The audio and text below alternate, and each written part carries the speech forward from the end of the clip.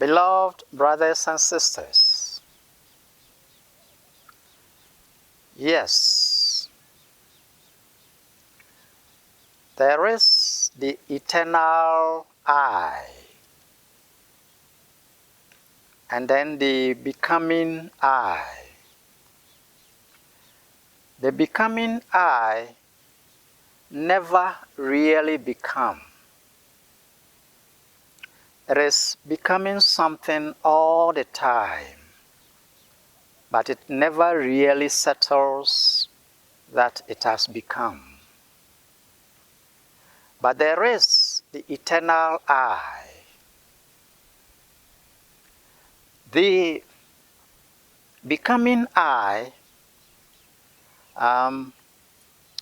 it's, for example, becoming a different body, physical. When it is something physical, it's always changing. When it is mental, it is always changing. So we have the that's I, that's self.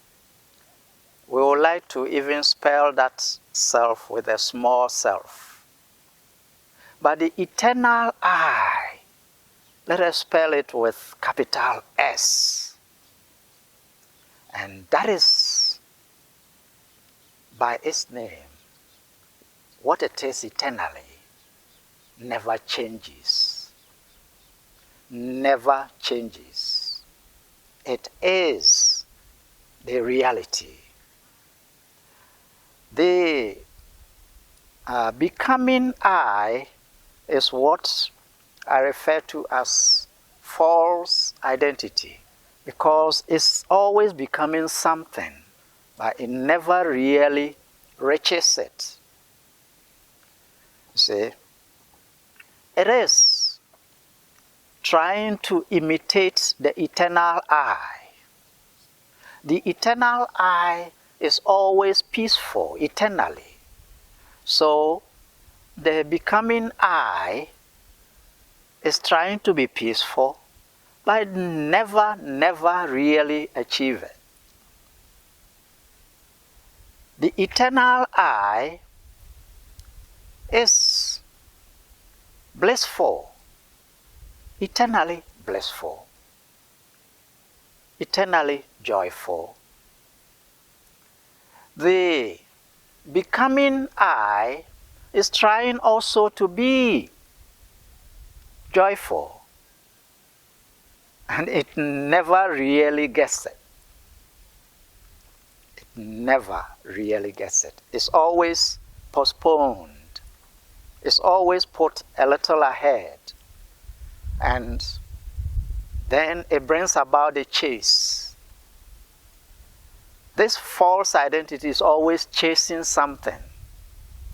But that principle of false identity means it is not going to have any real, solid, substantial presence of the thing it is chasing. It will never get it. Never. It has never happened in the past.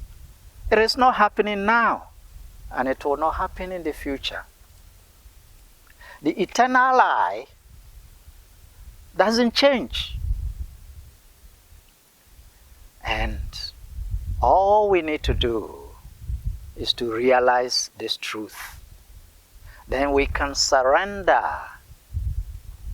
to the eternal I. Because the false identity, the becoming I, will be frustrated every step. It's chase. I used to say it is like one chasing his own shadow, his or her own shadow. As you go, the shadow goes. It's in front. And you can't catch it. No way. So this illusion, all mankind is caught inside it. All the entities, they are chasing. You see, if you understand the truth and you can surrender to the eternal I. The eternal I, don't attempt to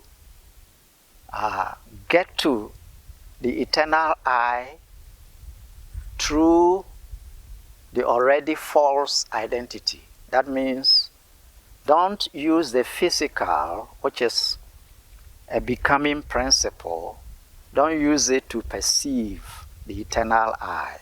It will give you a false perception. Don't use the mind to perceive the eternal I. Why?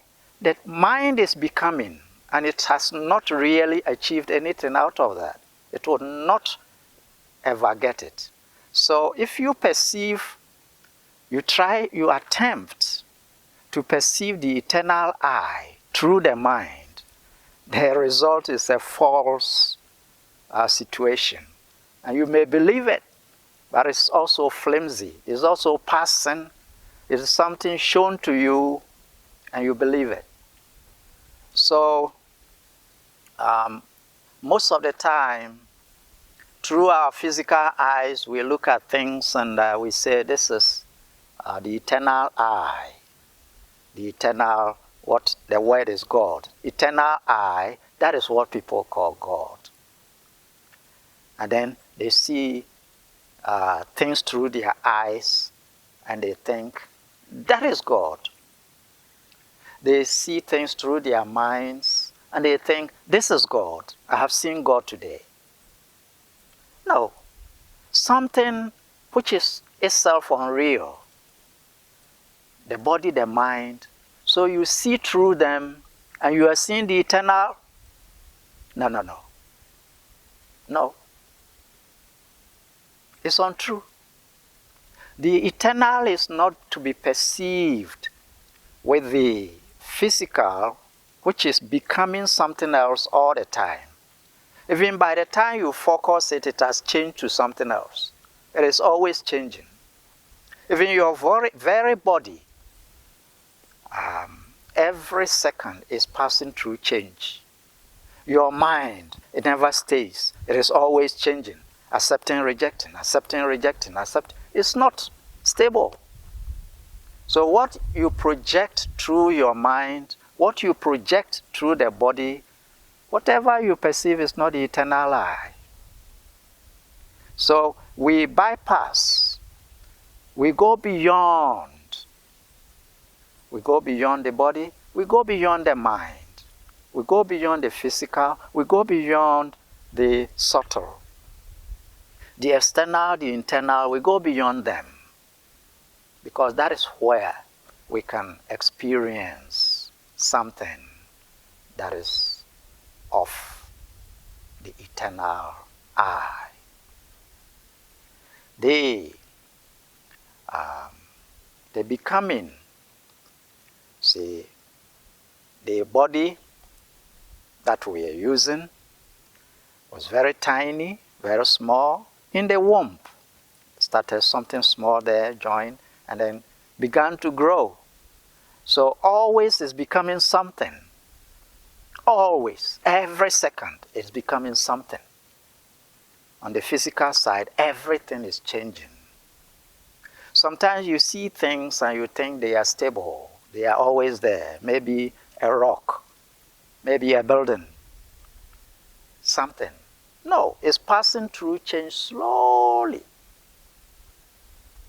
It is when science started analyzing, then they saw that things that they thought is solid, it's not solid. Made out of molecules. Out of the molecules we have atoms, and they have spaces in between. They have these electrons and protons, and the greater part is space. So the thing you call solid is really not solid. And it is energy in that form.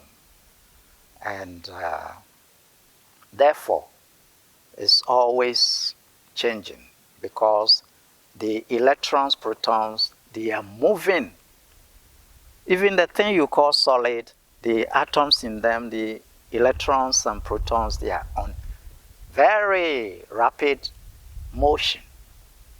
So it's a changing situation, and you can't call it that it is.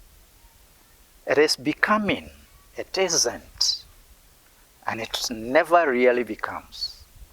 That is the illusion. We need to surrender to the eternal I. And it is not among external things that the mind and body can connect. Anything body, mind connect is not the eternal I. And that is where we need to really learn something, how the surrender can take place. If it should happen right now, then you have the eternal peace, the eternal bliss, the eternal love, and you have access to omnipotence, omniscience, omnipresence. Yes. So, beloved brothers and sisters, it is a moment we need to understand, and then we sort of move away from the trap of body-mind perceptions that we label, and we think we are actually worshiping what we call God, the eternal I. And that eternal I is omnipresent I. See, eternal in time and omnipresent in space. So everywhere present. Therefore, the I, the eternal I, is present here, right now, not future. Future means becoming, and it is illusion. Thank you for this lesson.